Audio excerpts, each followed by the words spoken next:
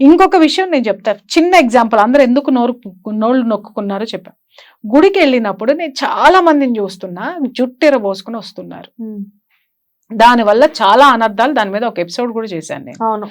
Okay, నేను పూజారులను అడిగా, episode చేయడానికి కూడా కారణం పూజారులను అడిగా, స్వామి మీరు వచ్చేటప్పుడు అయ్యవారు వీళ్ళని కాస్త జుట్టు ముడేసుకుని రమ్మని చెప్పండి, లేదంటే అల్లుకుని రమ్మని చెప్పండి, లేదా అట్లీస్ట్ రబ్బర్ బ్యాండ్ పెట్టుకోమని చెప్పండి. ఈ జుట్టు ఇట్లా రాలిపోయి అమ్మవారి ప్రసాదాల మీద, స్వామివారి ప్రసాదాల మీదకి, అలాగే గుడి లోపలికి వెళ్ళిపోతున్నాయి, అలాగే వెనక దీపాలు వెలిగిస్తుంటే దీపాలకి ప్రాబ్లం అవుతుంది, అలాగే ప్రసాదం పట్టుకుని వస్తారు, అమ్మవారికి ఏదన్నా ఇవ్వాలని వస్తారు, వీళ్ళు ఇలా ఇలా ఇలా వేసుకుంటూ ఉంటారు.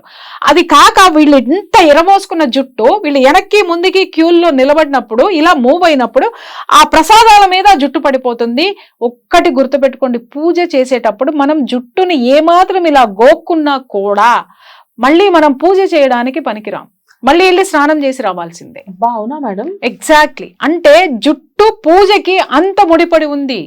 నువ్వు మడి ఎక్కడ కట్టుకుంటున్నావు అంటే ఈ అలవాట్లకి మడి కట్టుకో, ఒంటికి కాదు నువ్వు కట్టుకోవాల్సింది. అది ఆ విధంగా నాకు ఒక గురువు గారు చెప్తే నేను విన్నాను అనమాట. తలకి వెంట్రుక తాకద్దు పూజ చేసేటప్పుడు. అందుకే చూడండి, మీరు అయ్యవార్లు కూడా ముడులు ఎందుకు పెట్టుకుంటారు, వాళ్ళకి వెనక ముడి ఎందుకు ఉంటది, దానికి చెప్పారు, దానికి ఒక శాస్త్రం ఉంటుంది. సో అని చెప్తే వాళ్ళు ఏమన్నారంటే, అమ్మా మేము చెబితే వీళ్ళు మా మీదకి మమ్మల్ని అంటావా, స్త్రీ జాతిని అంటావా, మహిళల్ని అవమానిస్తావా అని అమ్మా మా మీదకి అందరూ వచ్చేస్తారు, మా వల్ల కాదు తల్లి, ఆ చేసేదేదో నువ్వు చేసి పుణ్యం కట్టుకోమ్మా అన్నారు. కాదు మేడం, పెద్ద పెద్ద ప్రవచనకర్తలు చెప్తేనే వాళ్ళ మీదే కాంట్రవర్షియల్. అసలు ప్రవచనకర్తలు ఏం చెప్తున్నారు, మళ్ళీ మాట్లాడుతున్నా, కాంట్రవర్సీ అయితే అయింది. ఏం చెప్తున్నారు చెప్తారు కదా, చెప్పాలి కదా, ఏం చెప్పారు చెప్పండి. ఇప్పుడు ఒక ప్రవచనకర్త ఏం చెప్తారు, అమ్మా గ్యాప్లు కనబడేటట్లు బట్టలు వేసుకోకండి, జుట్లు ఎరబోసుకొని వెళ్ళకండి గుళ్ళకి, ఆ మనుషులో దయ్యాలు అర్థం కావట్లేదమ్మా అని చెప్పేసి ఆయన. కరెక్టే, పాటిస్తున్నారా? లేదు. మరి నువ్వు ఫెయిల్ అయ్యావా లేదా? డెఫినెట్ గా. మరి నేను ఒకటి చెబుతున్నా, సమాజం మారట్లేదు, నేను ఫెయిల్ అయినానా లేదా? పాస్ అయ్యేటట్టు చేయాలి కదా మనం. నువ్వు నేను కూర్చొని మాట్లాడుకోవాలిగా. ఈ సమాజం బాగుపడట్లేదమ్మా, దీని గురించి ఏం చేద్దాం? స్వామి ఈ సమాజం బాగుపడట్లేదు, లేదా సార్ ఈ సమాజం బాగుపడట్లేదు, ఏం చేద్దాం? ఇక్కడ ఎక్కడా కూడా మనకు ఐకమత్యం లేదు. నా దుకాణం నాది, నీ దుకాణం నీది, నీ సంత నీది, నా సంత నాది, నీ గోల్ నీది, నా గోల్ నీది, నీ డబ్బా నీది, నా డబ్బా నాది. ఎక్కడ ఉంది ఈ సమాజంలో సంస్కరణ తీసుకొద్దామని? ఎక్కడ ఉంది? ఒక గొప్ప వాయిస్ వినిపిస్తుంది. ఏంటి అనంటే, మేము ఇప్పుకొని తిరుగుతామండి, వాళ్ళకి సంస్కారం నేర్పండి అన్నారు. రైట్, మేము రెడీగా ఉన్నాం సంస్కారం నేర్పడానికి, కొన్ని వేల మంది ఉన్నాం సంస్కారం నేర్పడానికి. సంస్కారం నేర్పించడానికి తల్లిదండ్రులు ఎంతమంది సిద్ధంగా ఉన్నారు? లేరుగా. ఎవరున్నారు? లేరు. ఇప్పుడు చాలా మంది ఇవాళ తెలుగు భాష సెకండ్ లాంగ్వేజ్ కింద తీసేయమని కొట్లాడే తల్లిలను చూసా నేను. ఫ్రెంచ్ లాంగ్వేజ్ కావాలి, డచ్ లాంగ్వేజ్ కావాలి, వీళ్ళు బొచ్చు లాంగ్వేజ్ కావాలి. అదేమంటే బయట వాటికి వెళితే ఆ లాంగ్వేజ్ ఉంటదంట. నాకు అర్థం కాక అడుగుతాను, ఇవాళ ఎన్నో ఉద్యమాలు వచ్చి అక్కడ నుంచి ఎవడి కాడు నా దేశము నా మాతృభూమి నాకే సొంతం అని చెప్పి ఈరోజు ఉద్యమాలు జరిగి ఎక్కడ అక్కడ తరిమి కొడుతున్నారు. వెనక్కి తిరిగి వచ్చిన తర్వాత నీ దేశంలో నీ భాష, నీ మాతృభాష నీకు రానప్పుడు నువ్వు నా గర్క నా ఘాట్కా అవ్వవా? ఒకటి, పరాయి భాష నేర్చుకుంటాను నీకు ఎన్నాళ్ళ టైము? ఒక 6 నెలల టైం పెడితే నీకు భాష వస్తుంది. కానీ చదువుకునేటప్పుడు సెకండ్ లాంగ్వేజ్ ఉంటే నీ సంస్కృతి దాంట్లో ఉంటుంది. డెఫినెట్ గా మనం కావాలని చెప్పి పిల్లలు సెకండ్ లాంగ్వేజ్ మాతృభాషను ఎందుకు పెట్టారు అంటే, ఇంటర్నేషనల్ లాంగ్వేజ్ ఫస్ట్ ఉంది కదా, first language English. Second language మాతృభాష ఎందుకు ఉందంటే, ప్రపంచంలో నువ్వు ఎక్కడికన్నా వెళ్ళేటప్పుడు ఇంపార్టెన్స్ ఫస్ట్ లాంగ్వేజ్ లో ఇచ్చినప్పుడు, సెకండ్ లాంగ్వేజ్ ఏంటంటే నీ సంస్కృతి నువ్వు ఎక్కడ తెలుసుకుంటావు అంటే నీ పుస్తకాల్లో తెలుసుకుంటావు, నీ లాంగ్వేజ్ ద్వారా తెలుసుకుంటావు.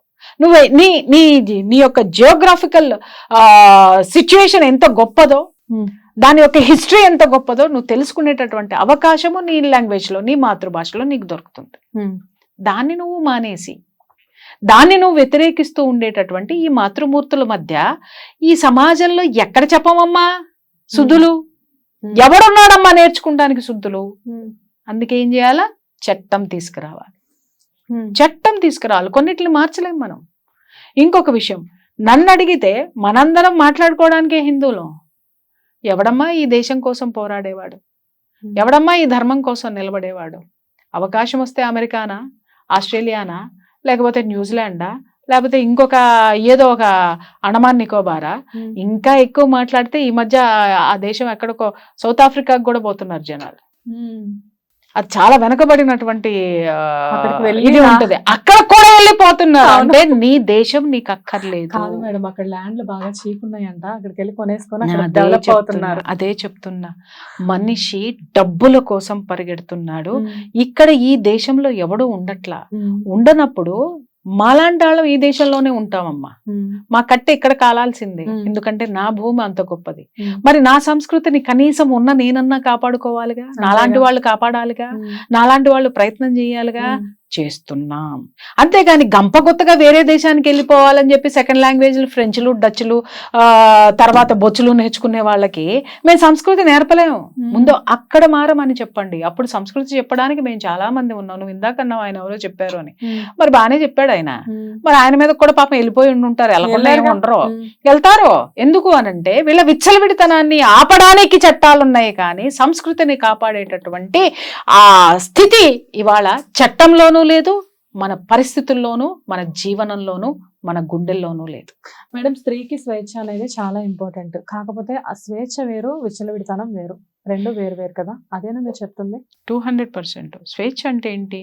నువ్వు చేసేటటువంటి పనిలో ఎలాంటి అడ్డంకులు లేకుండా, ఆక్షేపణలు లేకుండా నువ్వు చేయటం. ఏ పని చేస్తున్నావమ్మా? దేశం కోసం చేస్తున్నావా, నీ కుటుంబం కోసం చేస్తున్నావా, తర్వాత ధర్మం కోసం చేస్తున్నావా, నీ సంస్కృతిని పెంపొందించడానికి చేస్తున్నావా? ఇక్కడ రెండు విషయాలు ఉన్నాయి.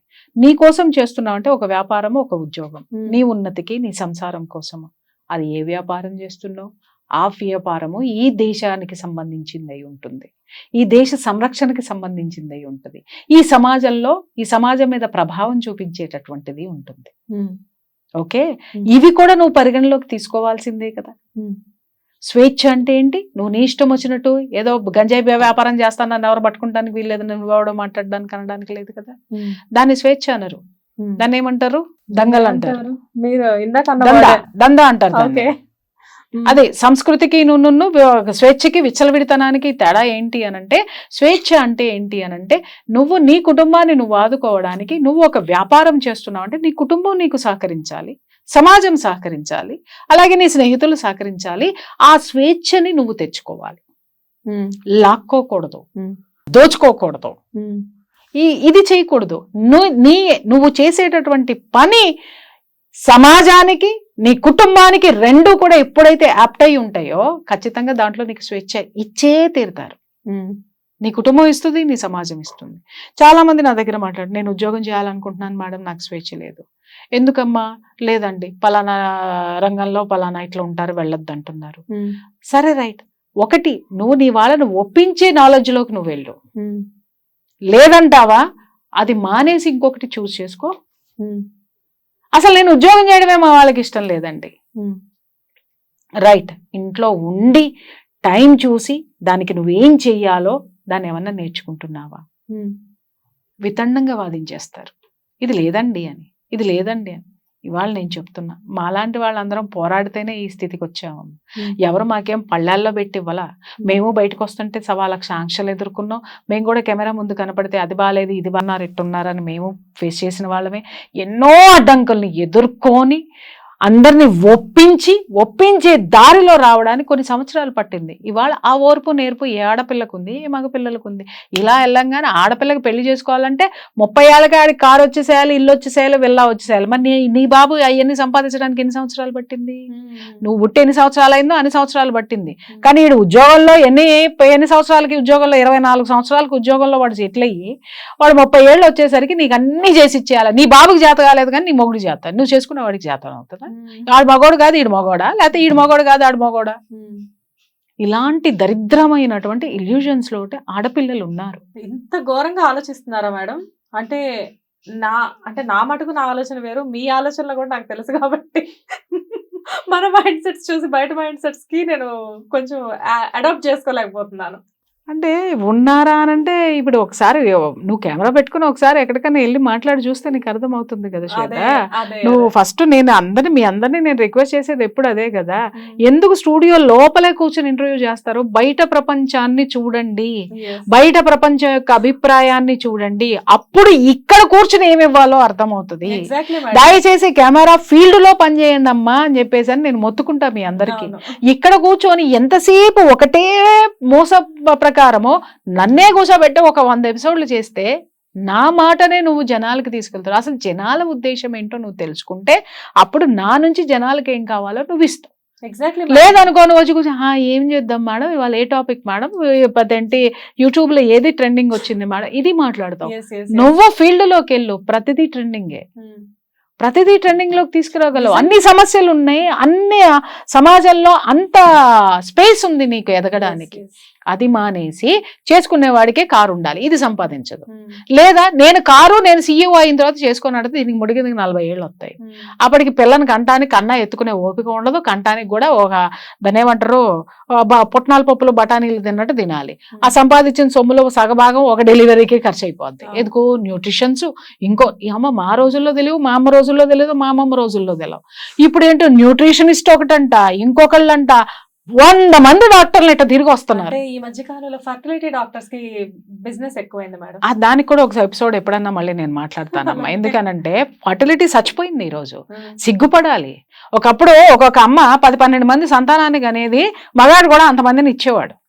పెళ్లి అవ్వగానే ఆరోగ్యకరమైన పిల్లలు పుట్టేవాళ్ళు. తర్వాత దౌర్భాగ్యం దగులుబాజీలు ఎన్ని వచ్చినాయి అనేది ఇట్స్ ఎ వాస్ట్ సబ్జెక్ట్, తీసి పక్కన పెడితే కన్నమ్మ బ్రహ్మాండంగా రేపు పొద్దున్న డెలివరీ లేదా గంటలో డెలివరీ అన్నా కూడా కొండ మోసేది సంకన పెట్టి.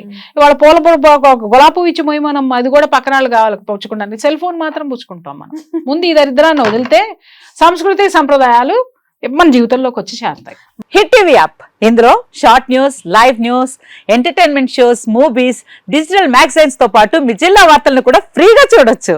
ఇంకెందుకు ఆలస్యం, వెంటనే హిట్ టీవీ యాప్ ని డౌన్లోడ్ చేసుకుని ఫ్రీగా ఎంటర్టైన్మెంట్ పొందండి. Hit TV app, hit TV app, please download hit TV app. Hit TV app ని ఫ్రీగా డౌన్లోడ్ చేసుకుని ఎంజాయ్ చేయండి. మీకు నచ్చిన ఎంటర్టైన్మెంట్ కోసం హిట్ టీవీ యాప్ ని ఫ్రీగా డౌన్లోడ్ చేసుకుని ఎంజాయ్ చేయండి. హిట్ టీవీ యాప్ ని డౌన్లోడ్ చేసుకుని ఆస్వాదించండి, ఆశీర్వదించండి. ఇంతమంది సెలబ్రిటీలు హిట్ టీవీ యాప్ ని డౌన్లోడ్ చేసుకోండి అని చెప్తున్నారంటే ఎంత మంచి యాప్ ఆలోచించండి.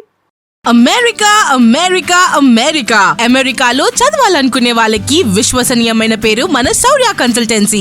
UK లో 1 year masters, UK లో 1 year masters, 2 years work permit up to 5 years visa. Contact Saurya Consultancy. Contact 89851 89851.